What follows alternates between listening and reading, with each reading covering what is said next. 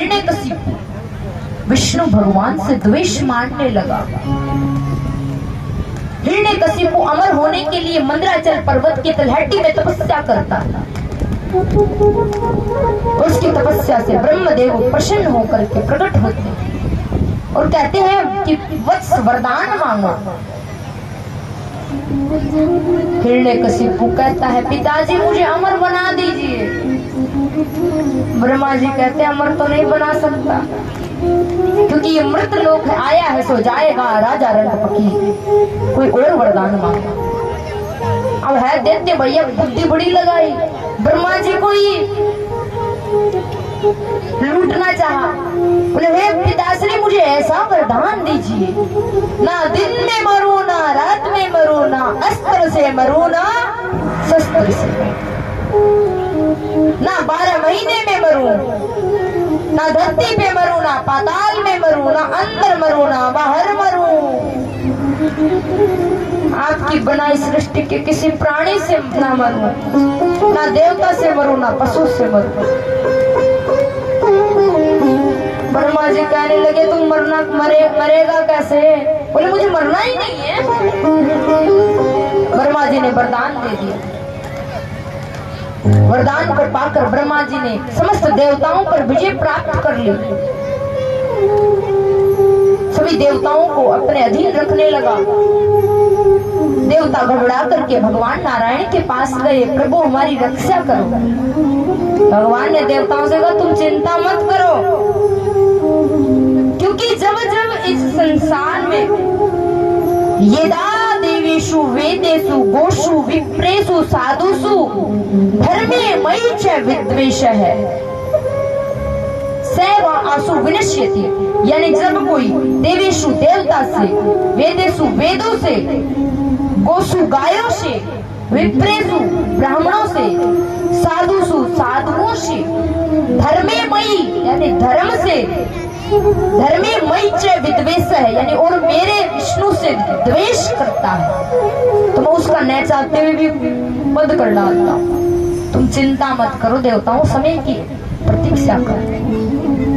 हिरण्यकशिपु के 4 बेटे थे। कितने बेटे थे? 4 बेटों में सबसे छोटे बेटे का नाम था प्रहलाद। उम्र में छोटे लेकिन गुणों में सबसे बड़े थे। बचपन से खेल खिलौने छोड़कर भगवान के ध्यान में बैठ जाया करते। हिरण्यकशिपु ने प्रहलाद को पढ़ने के लिए गुरुकुल में भेज दिया और गुरुकुल में प्रहलाद के गुरु का नाम क्या था? संडामरक। क्या नाम था? संड और अमरक, ऐसे संडामरक कहते हैं। संडामरक ने प्रहलाद को शिक्षा दीक्षा देनी शुरू कर। एक बार प्रहलाद जी का जन्मदिन आया। प्रहलाद की मां ने प्रहलाद को नहलाया धुलाया, नए कपड़े पहनाए। हिरण्यकशिपु ने प्रहलाद को अपनी गोदी में बिठाया और कहने लगा बेटा प्रहलाद ये बताओ तुम्हें गुरुजी ने जो पाठ पढ़ाया उसमें सबसे बढ़िया पाठ कौन सा लगता है? वास्तविक रूप से श्री प्रहलाद जी अपना गुरु नारद मुनि को मानते थे, तो उन्होंने भगवान नारायण की नवधा भक्ति सुनाने शुरू कर दी। और प्रहलाद जी कहने लगे तो इंसान अगर अपना कल्याण चाहता है, अंधकार से ढके हुए कुएं के समान घर परिवार छोड़कर वन में जाकर नारायण का भजन कर। जैसे ही शत्रु का नाम मुख से सुना, हिरण्यकशिपु को क्रोध आया। गोदी से प्रहलाद को जमीन पे पटका। द्वितीय सैनिकों को कहा मार डालो इस प्रहलाद को। प्रहलाद को मारने के लिए ऊंचे ऊंचे पर्वतों से गिराया गया, समुद्र में फिकवाया गया, हाथियों के पैरों के नीचे घुसलवा कर मारने की कोशिश करी, जहरीले नाग भेजे गए, कई कई दिनों तक भूखा रखा गया। किंतु जिसकी रक्षा करने वाला भगवान होता है उसका संसार में कोई बाल बांका नहीं कर सकता, क्योंकि मारने वाला है भगवान, बचाने वाला है भगवान। बाल न बांका कर सके जिसका रक्षक दया। भगवान की कृपा से प्रहलाद बच गए। हिरण्यकशिपु बड़ी चिंता में पड़ जाते, इस प्रहलाद का क्या करना। उसी समय हिरण्यकशिपु की बहन जिसका नाम था होलिका, क्या नाम था, होलिका, वहां पर आती है, अपने भाई से चिंता का कारण पूछती है।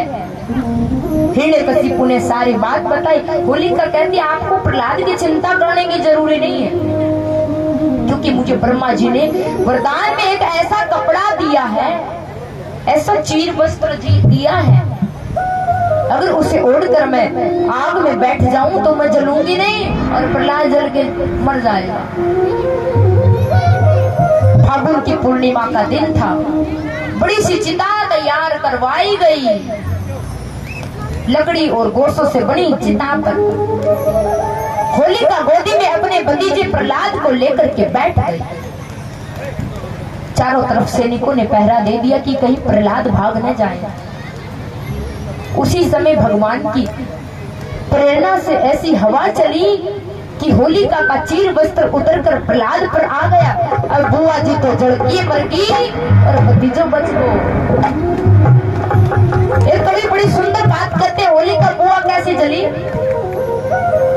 अरे हाड़ जले जस लाकड़ी और केस जले जस घास, अरे सोने जैसी बुआ जल गई कोई न आयो पास।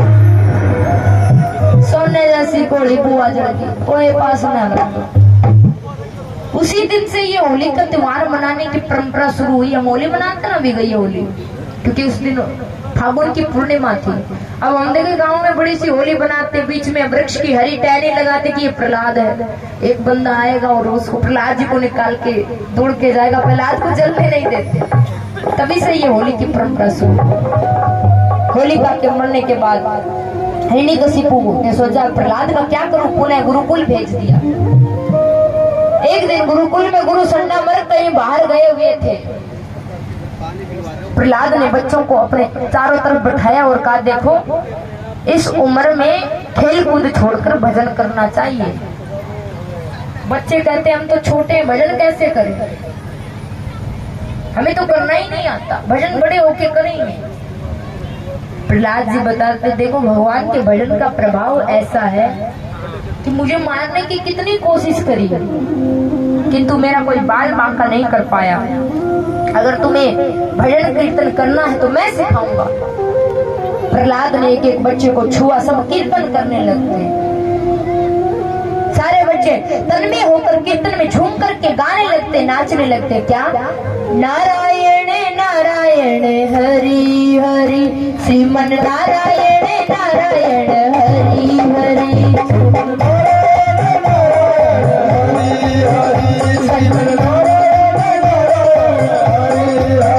भजन नारायण नारायण हरि हरि। उधर गुरु संडामर्क बाहर से आते देखते ये प्रहलाद खुद बिगड़ा हुआ, बच्चों को भी बिगाड़ दिया। महाराज को पता लगेगा तो सबको पीटेंगे, मारेंगे, जान से मार डालेंगे। बच्चों से कहा बंद करो कीर्तन, पर गुरु संडामर्क ने बोला, वो किसी ने नहीं सुना। अब आपकी कोई बात नहीं सुनता तो उसे पकड़ के ही तो हिलाते हो। संडामर्क ने जैसे ही डरते बालकों को छुआ, कीर्तन का ऐसा प्रभाव हुआ कि संडामर्क भी गाने लगे, नाचने लगे। श्रीमन नारायण नारायण हरि हरि, नारायण नारायण हरि हरि।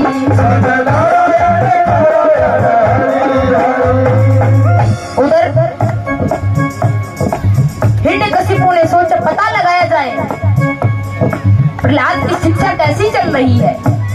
सैनिकों को भेजा, सैनिक गुरुकुल में आके देखे तो कीर्तन चल रहा, गुरु संडामर्क भी कीर्तन कर रहे, नाच रहे। सैनिकों ने सोचा अगर महाराज को पता लगेगा तो गुरु संडामर्क को भी मार डाले। तो गुरु संडामर्क को पकड़ के कहा गुरु जी रुको।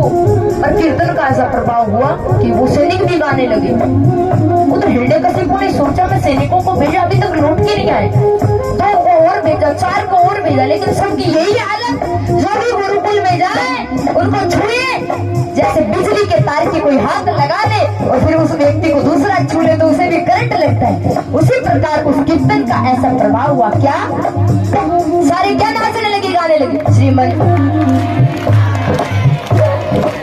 आप पर प्रभाव नहीं हुआ, पूरे दैत्य सैनिकों पर हो गया, सब बच्चों पे हो गया। आप पर भी एक कीर्तन का प्रभाव, वही पूरे पूरे हाथ। श्रीमन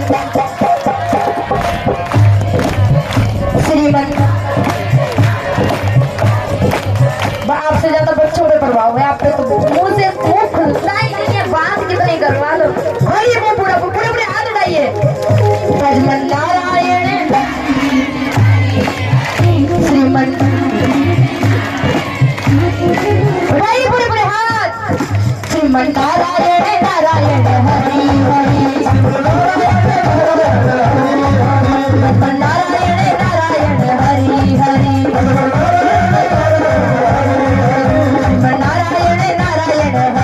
हरि हरि, नारायण नारायण हरि हरि। तेरी लीला सबसे न्यारी न्यारी, हरि हरि,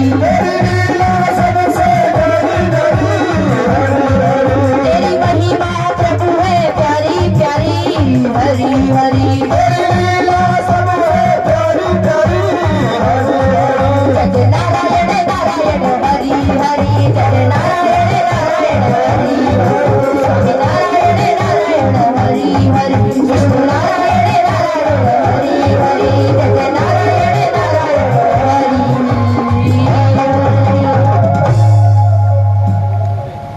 महाराज स्वयं हिरण्यकशिपु गुरुकुल आता है, सबको कीर्तन करता थे। प्रहलाद का हाथ पकड़ा, बंद करो ये कीर्तन। सारे चुप हो जाते। आपके मन में आ रहा हो कि सब पर कीर्तन का प्रभाव पड़ा, हिरण्यकशिपु पे क्यों नहीं पड़ा? देखिए दुकान से बल्ब लेके आते हैं, अच्छा बल्ब होता है, स्विच में अगर होल्डर में डालोगे तो वो बल्ब जलेगा, किंतु अगर फ्यूज बल्ब है उसे भैया कितना ही पलक में लगा दो वो जलने वाला नहीं है। तो देखिए हिरण्यकशिपु फ्यूज बल्ब है। फ्यूज बल्ब मतलब वो भगवान से द्वेष मानता था। अन्य जो लोग थे उनके मन में भगवान था, किंतु वो हिरण्यकशिपु से डर के मारे नाम नहीं लेते थे। इस वजह हिरण्यकशिपु पे कीर्तन का असर नहीं हुआ।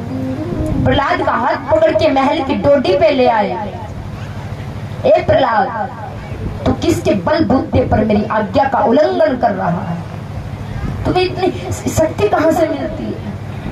प्रहलाद कहने लगा, जो भगवान नारायण मेरा ही नहीं अपितु समस्त बलवानों का बल है, उन्हीं के आधार पर मैं उनका नाम ले रहा हूँ। बेटा देखो ये टेबल गिर जाएगी, ऊपर से स्पीकर गिरेगा, इस बच्चे को थोड़ा अलग करो। हाँ हिरण्यकशिपु कहने लगा, कहाँ है तेरा नारायण? प्रहलाद कहता, पिताजी मेरा नारायण तो कण कण में, जर्रे जर्रे में। वहां पर एक खंबा था। हिरण्यकशिपु बोला, क्या तेरा नारायण इस खंबे में भी? प्रहलाद ने कहा, जी पिताजी मेरा नारायण इस खंबे में भी। हिरण्यकशिपु बोलता, आज तेरे नारायण को छोड़ूंगा नहीं। अपनी गदा से खंभ पर प्रहार किया, जिसे खंभ को पाड़कर नरसिंह भगवान प्रकट होते हैं। बोले नरसिंह भगवान की भयंकर गड़गड़ाहट होती है। हिरण्यकशिपु देखता है ये ना मनुष्य है ना जीव है, क्योंकि शरीर है नर के जैसा, मुंह है ये शेर के जैसा, ये नरसिंह के रूप में कौन आया? हिरण्यकशिपु को नरसिंह भगवान ने पकड़कर अपनी गोदी में ले लिया। हिरण्यकशिपु बोला, आप मुझे नहीं मार सकते, वरदान मिले। नरसिंह भगवान बोले, अच्छा तेरे वरदान तुझे याद दिलाता। तुमने वरदान मांगा था, ना दिन में मरू ना रात में। देख ये ना दिन का समय है ना रात का, बल्कि ये शाम का समय है। तुमने वरदान मांगा, ना अंदर मरो ना बाहर। देख तू ना महल के अंदर है ना बाहर, बल्कि तू डोडी पे है। तुमने वरदान मांगा। ना अस्त्र से मरूं ना शस्त्र से, तो मैं तुम्हें ना अस्त्र से मारूंगा ना शस्त्र से, बल्कि अपने पहने पहने नाखूनों से मारूंगा। तुमने वरदान मांगा ना आकाश में मरूं ना पाताल में, देख तू ना आकाश में ना पाताल में, बल्कि मेरी गोदी में। तुमने वरदान मांगा साल के 12 महीने में ना मरूं, देख मैंने तेरे लिए अलग से स्पेशल महीना बनाया है। अधिक मास नहीं होता है, साल में कभी कभी 13 महीने होते हैं। भगवान ने कहा मैंने तेरे लिए ही बनाया अधिक मास, नोंद का महीना। तुमने वरदान मांगा तो नर से मरूं ना पशु से, ना ब्रह्मा द्वारा बनाई सृष्टि के प्राणी से मरूं। देख ना मैं नर हूँ ना मैं पशु हूँ, ना मैं ब्रह्मा द्वारा बनाई सृष्टि का कोई प्राणी हूँ। अरे मैं तो ब्रह्मा का भी बाप हूँ। हिरण्यकशिपु के सारे वरदानों को विफल करते हुए नरसिंह भगवान हिरण्यकशिपु का कलेजा चीर देते हैं, उसकी आंतड़ी बाहर निकाल देते हैं। हिरण्यकशिपु मर जाता है, देवता फूल बरसाते हैं। उसकी आंतों को भगवान नरसिंह ने गले में पहना, जिससे प्रभु अंतरमालिक कहलाए। सभी देवी देवता प्रार्थना कर रहे, लेकिन नरसिंह भगवान का भी गुस्सा क्रोध शांत नहीं हो रहा। प्रहलाद जी नरसिंह भगवान के पास गए, स्तुति करी, जिससे नरसिंह भगवान का क्रोध शांत हुआ। प्रहलाद को गोद में बिठाकर लाड किया और कहा बेटा वरदान मांग। प्रहलाद कहने लगे मुझे कोई और वर नहीं चाहिए, मेरे पिता ने आपसे द्वेष किया, उनकी दुर्गति ना हो, और आप मुझे वचन दीजिए आज के बाद मेरे कुल में पैदा होने वाले किसी दैत्य का वध नहीं करें। तब नरसिंह भगवान कहते हैं बेटा जिस कुल में तेरे जैसे भक्त का जन्म होता है, अरे पगले उसकी एक तो क्या 21 पीढ़ियां तर जाती है, यानी 7 पिता के पहले की 7 बाद वाली, 7 माँ के पीहर वाली 21 पीढ़ी। और नरसिंह भगवान ने वचन दिया कि आज के बाद तेरे कुल में पैदा होने वाले किसी दैत्य का वध नहीं करूंगा। नरसिंह भगवान प्रहलाद को राजा बनाते हैं। आज की कथा यही विश्राम होती है, कल सभी समय से पधारे। आइए हमारे बीच अतिथिगण पधारे हैं, कुछ जरूरी सूचना। अब देखिए आप इतनी देर बैठे, अब 2 अतिथि इतनी दूर से आए और आप भाग करके जाते हैं, उनके लिए अच्छा नहीं लगता। उनको लगेगा कि हम तो आए और ये ढाणी वाले दौड़ के जा रहे हैं। इसलिए जो भी अतिथिगण बैठे हैं उनका सभी स्वागत करेंगे, उसके बाद ही जाएंगे। बोलो राधे राधे, जोर से बोलो। मेरी ढाणी गारणी की माताओं बोलो, जल्दी कुर्सी पर बैठी बे, थोड़ा बहुत मुंडी हाथ ला लिया करो। इतनी बढ़िया कुर्सी, इतना बढ़िया कूलर चल रहे हैं, हमारे आगे भी कोई चल रहा है ऐसा कूलर, तो हम भी पंखा में काम कर रहे हैं। बोलो राधे राधे। और फिर भी आप इतना आलस करते, इतनी अच्छी महाराज श्री जी ने व्यवस्था बनवा रखी, पूरा एकदम स्वर्ग जैसा लग रहा है।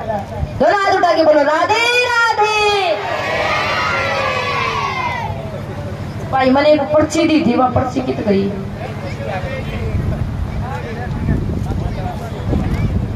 श्री राधे राधे। आइए एक बार फिर गौसिका गिरी जी के सानिध्य में हमने आज की जो कथा श्रवण की है, उनके बीच हमारे आज के प्रमुख नेता हमारे बीच पहुंचे, साधु संत पहुंचे और दानी सदन पहुंचे। उन दानी सदनों का एक बार हम कर्तव्य ध्वनि से स्वागत करते हैं। 1100 रुपये गुप्त दान महाकल्याण, 1100 रुपये जोगीराम टाक डाणीगान से, और 1 टूटी ट्राली की जो कल दी थी, तो दोनों का आज दान इकट्ठा बोल रहे हैं। श्री जोगीराम टाक का हम धन्यवाद करते हैं। 500 रुपये राधेश्याम झाझड़िया जी बहुत दूर से हमारे बीच पहुंचे और गौशाला के लिए दान किया, झाझड़िया का बहुत बहुत धन्यवाद। 1100 रुपये राजकुमार जी सखसोल वाले यहाँ पहुंचे और 1100 रुपये का दान किया, राजकुमार जी का बहुत बहुत धन्यवाद। 100 रुपये अनिल जी सखसोल वाले 100 रुपये दान करते हैं, हम अनिल जी का धन्यवाद करते हैं। 500 रुपये अजीत दूधिया श्री पूर्णमल और खासिया जी 500 रुपये दान करते हैं, दूधिया साहब का बहुत बहुत धन्यवाद। 2100 रुपये अमर पब्लिक स्कूल बड़ोपल, हम अमर पब्लिक स्कूल बड़ोपल जी का बहुत बहुत तालियों से स्वागत करते हैं, कर्तव्यों से अभिनंदन करते हैं, और हम आशा करते हैं गौ माता की दया से उनका अमर पब्लिक स्कूल जी बहुत वर्षों तक जीवंत रहे और बच्चों को अच्छी शिक्षा प्रदान करे। धन्यवाद। 500 रुपये विनोद जी ज्ञानी प्रॉपर वाले 500 रुपए दान करते हैं। हम विनोद जी का भी बहुत बहुत धन्यवाद करते हैं। 100 रुपए मोलर स्नोप श्री हरिराम पंगाल से 100 रुपए दान करते हैं, प्रतिदिन ये दान करते हैं। इनका बहुत बहुत धन्यवाद। हमारे दानी सदनों का एक बार फिर तालियों से हम स्वागत करते हैं। श्री राधे राधे।